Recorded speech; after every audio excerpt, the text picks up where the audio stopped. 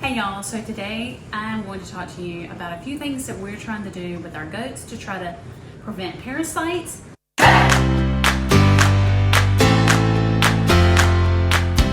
any of you out there who have goats know that the struggle is real. Last year, especially after they kidded, we had a horrible problem with parasites, and I am trying everything to prevent that this year. So one of the first things that we have started doing is we're giving herbals. It's more of like, it's like a preventative, and it's something that we do with them every week. We actually just had a new shipment come in today because we were out. I think this is maybe the third time I have actually ordered from Molly's Herbals. And I've always been very, very pleased, and whenever I have sent her an email with a question, she is very quick to respond. So it's a little complicated, the directions on how you do it, but how she puts it, I'll show you. She gives you a sheet to kind of try to help you out. It's two different formulas. So you have a Formula 1 and a Formula 2.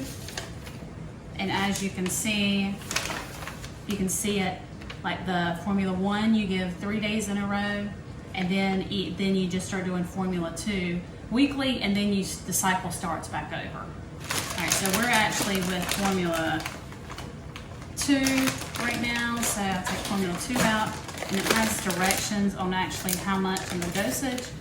We give 1 tablespoon per goat. So we have, at this moment, we have 5 goats.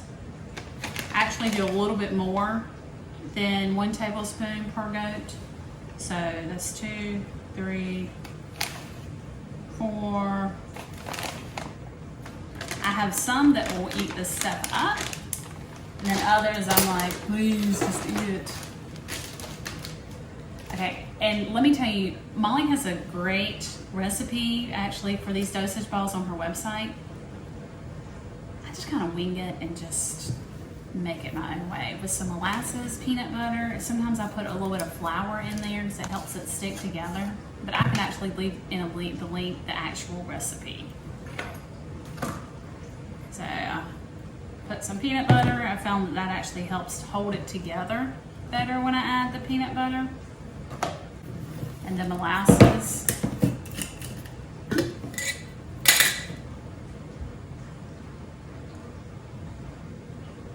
As you can see, I'm not measuring anything out. I just give a generous dose, and I just start mixing it together and kind of see where I am.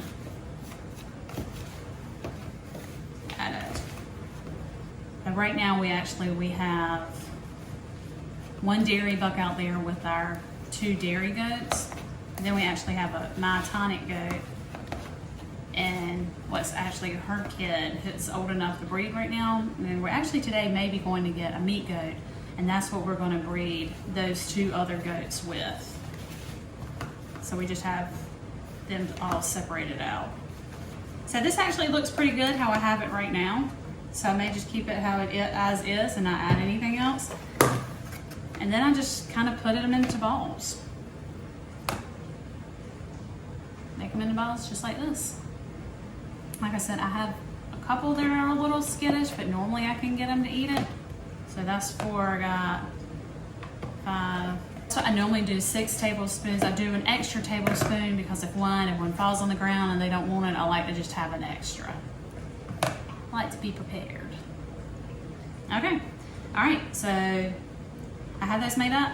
I'm gonna go out there, hope they all eat it like they normally do, and we're actually going to move them. So that's another thing that we do, is we try to move them.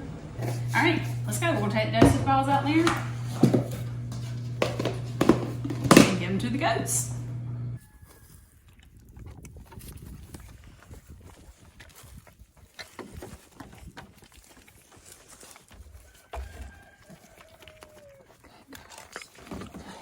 So this is Gracie and this is Snowflake. This is our myotonic goat, and this is actually her goat kid. And Gracie would always take it, but sometimes Snowflake would be a little skittish, but she's getting used to it. So she did a great job. Now let's go to our dairy girls and dairy buck. All right, as you can see, they are ready and waiting for their treats. That one took it. That's 2. All right, Frank, your turn, babe. Come on, bud. Good All job. right. You see, they like it. If I have an extra one, I'll probably give it to that one. That one is one I've had the most trouble with lately. So, I'm done. Woo! They took it. We're going to take this fence up. This is just a small goat fence, and we're going to actually put them in it while we move the other two big goat nettings. Why do we move our goats to prevent parasites? So we move our goats to fresh, clean pasture because when we do that, it's leaving their poop behind, which contains parasite eggs that will hatch and then it will die without a host. But we don't actually want to bring them back to the area we just moved them from for a minimum of 30 days. Okay, so we just set out. So we just put up the fence. We're gonna move the goats.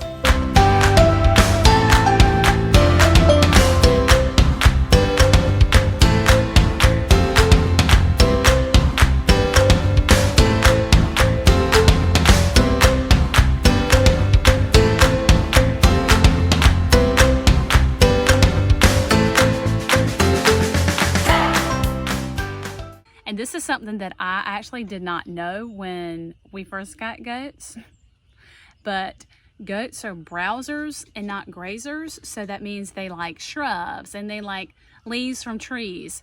So whenever we can, I'll, move them. There's like this little patch of woods they were back there in the woods, and my tonic goat and her goat kid actually have access to the woods where they can go in there.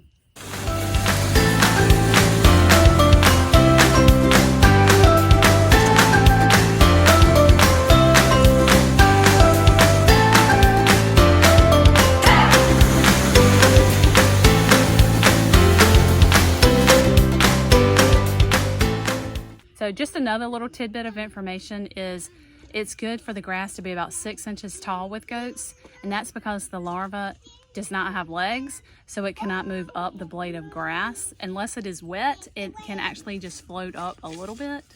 Okay, so this is the fence we just set up. This is my feeder wire that I feed the fences off from. Like, it runs everywhere, or just for two fences actually, but it's the one that I bring my charge off of. So I just got this wire and I'll hook it to my feeder wire. So I'm just gonna wrap it around where the wire is. And if you don't have a good connection, then it's not gonna work. Then it'll get out. Okay, that's connected. I'm gonna go turn that wire on. I'm gonna turn that wire on and see if it works. Okay, I just turned it on. The best way to see if a fence works is to get a green piece of grass. It has to be green or this test won't work. And if you feel okay, I just felt it. It works. Good. If you feel a little, it doesn't hurt. It's just like a little tinkle almost. Okay, so now I'm gonna, since this is working, the goats are still in their little temporary fence.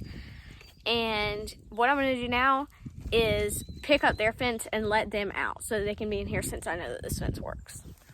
Our third way of what we try to do to try to prevent parasites in our goats is whenever we can, we try to give them fresh pine branches, which is really good for them. Pine needles are actually a natural dewormer for goats, and they really like it. They taste like candy to them. If you have a way of controlling parasites in your goats, maybe some kind of way that I did not cover today, I would love to hear it, and you can just leave it in the comment section below. Thank you so much for watching, and don't forget to hit the subscribe button.